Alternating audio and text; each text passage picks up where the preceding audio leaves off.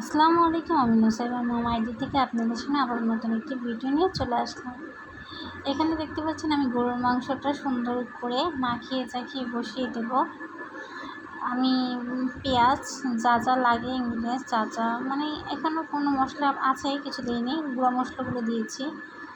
আর এখানে এলাচগুলো পরে দিয়ে নেব বলক আসার পর। আমি সবসময় এভাবেই রান্না করি, আমার কাছে ভালো লাগে যে যেভাবে রান্না করে যার যার পার্সোনালিটি। আর সবার রান্না এক না, এটা মাথায় রাখবেন। এখানে আমি আলু দেব পরে শেষের দিকে। এখানে মাংসটা আমি আগে ভালো করে কষিয়ে যখন শেষের দিকে আসবে তখন আলু দেবো। আপনারা তো আমার সাথে আছেন, অবশ্যই দেখবেন। মাংসটা সুন্দর করে বসিয়ে দিলাম। আর এখানে আমি বাচ্চার জন্য সেরেলাক্স বানাবো। সেরেলাক্স বানাতে কী কী লাগে আপনাদের সাথে এখানে দেখতে পাচ্ছেন। এখানে আমি আরও কিছু ইনগ্রিডিয়েন্টস করবো, যাইগুলো ভিডিওর মধ্যে নাই আপনাদেরকে বলে দেবো। এখানে আমি ডালের পরিমাণগুলো কতটুকু দিচ্ছি খেয়াল করবেন আপনারা। আমি এটা বেশি দিনের জন্য বানাই না, সর্বোচ্চ 15 থেকে 20 দিনের জন্য বানাই। কখনো কখনো এটা বেশি হয়, কারণ কখনো কম খায়, যেটা মানে খাবারের উপর ডিপেন্ড করে। যদি খায় তাহলে জলদি শেষ হয়, যদি না খায় তাহলে দেরিতে শেষ হয়। প্রতিদিন সেরেলাক্সটা দেওয়ার চেষ্টা করি ওর খাবারে। এখন শেষ হয়ে গেছে তাই এটা বানিয়ে নিতেছি। বাড়িতে গেছিলাম তো, যেগুলো বানিয়ে রেখে গেছিলাম রোদ দেওয়া হয়নি, নষ্ট হয়ে গেছে, তাই নতুন করে বানাচ্ছি। এখানে বাদাম দিচ্ছি। এখানে আরও অনেক পদের বাদাম দিতে পারেন, আপনাদের বাচ্চারা যেসব বাদাম পছন্দ করে। বাদাম পাইনি, এক পদের বাদাম পেয়েছিল, তাই এক পদের বাদামই এখানে দিচ্ছি আমি শেষের দিকে। আমি আবার কী করি কি, ওর জন্য বাদাম এক্সট্রা করে গুঁড়ো করে রেখে দিই। যে কোনো খাবারে বাচ্চার বাদাম দিলে খুবই বাচ্চার জন্য এখন মাথার ব্রেনটা খুব ভালো কাজ করবে, মাথার ব্রেনটা খুব ভালো কাজ করবে বাদাম। তাই সবসময় মাথার ব্রেনটা বিকাশের জন্য ডাক্তাররা বিশেষ করে সবসময় বলে বাচ্চাদের বেশি বেশি বাদাম খাওয়াতে। বৌদির জন্য সবসময় বলে বাদাম খাওয়াতে, তাই আপনারাও চেষ্টা করবেন বাচ্চাদেরকে বেশি বেশি বাদাম খাওয়ানোর জন্য। আমার বাচ্চার তো বাদাম খুব পছন্দ করে, কাঁচা দিলেও কাঁচা খাবে, এইভাবে যদি ভাজা দেন ভাজা খাবে। ভাজা বাদামটা দিয়েই বেশিরভাগ চেষ্টা করবেন। আর এখানে চালের পরিমাণ দেখতে পাচ্ছেন, এখানে হাফ কেজির চাল আছে, সব ডালের সম পরিমাণ দিয়েছি চাল।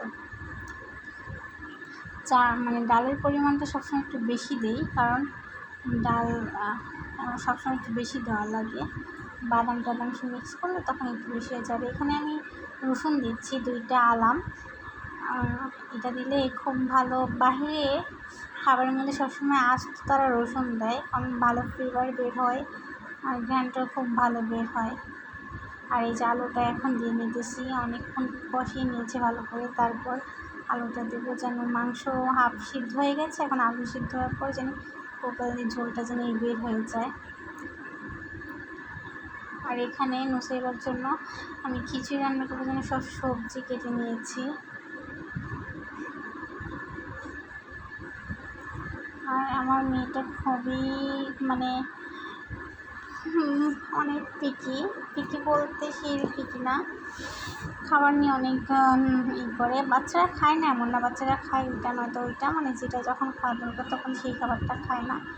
আর এখানে ডাল 2 পদের দিয়ে আমি ওর জন্য খিচুড়ি রান্না করবো। ডালের পরিমাণটা আমি সবসময় একটু বেশি দিই।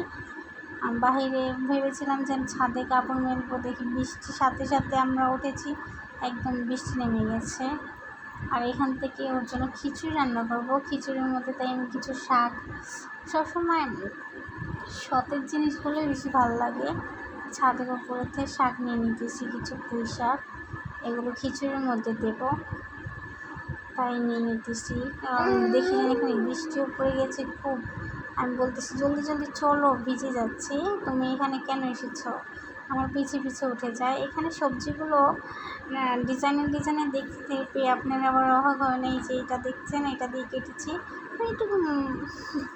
একটু কাটাকাটি স্টাইল করছিলাম এগুলো দিয়ে। এখানে মশলাগুলো দেখতে পেলেন, খুব বেশি মশলা না, খুব হালকা পাতলা মশলা, আদা বাটা, হলুদের গুঁড়া আর একটা এমনি মশলা আমি বানিয়েছি ওর জন্য। আপনারা যদি দেখছেন অবশ্যই আপনাদেরকে পরে ভিডিওতে দেখাবো।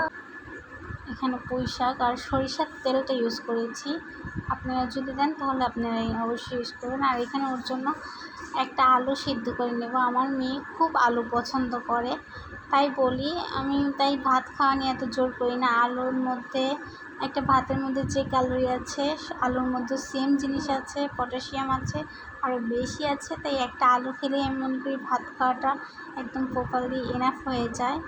তাই ওর জন্য আলু সিদ্ধ করি। আমার মেয়ে খুব পছন্দ করে আলু খায়, এমনকি ও কাঁচা আলুটাও দিলে কাঁচা আলুটাও খেয়ে ফেলে।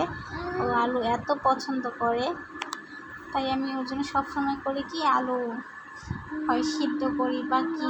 আমি যখনই এক তরকারি কাটবো এসে দাঁড়াবে, মামি মামি মানে আলু দাও ওকে। তাই বাচ্চারা যখন যেটা খেতে চায় বাচ্চাদেরকে অবশ্যই তখন সেই জিনিসটা দেওয়া দরকার।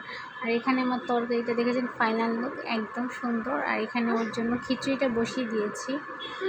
খিচুড়িটা আস্তে আস্তে করে হবে। আমি এখানে একদম ঘনও করব না, পাতলাও করব না, এইভাবেই। এখানে এই পর্যন্ত আজকের ব্লগ। আশা করি সবাই ভালো থাকবেন যে যেখান থেকে দেখছেন।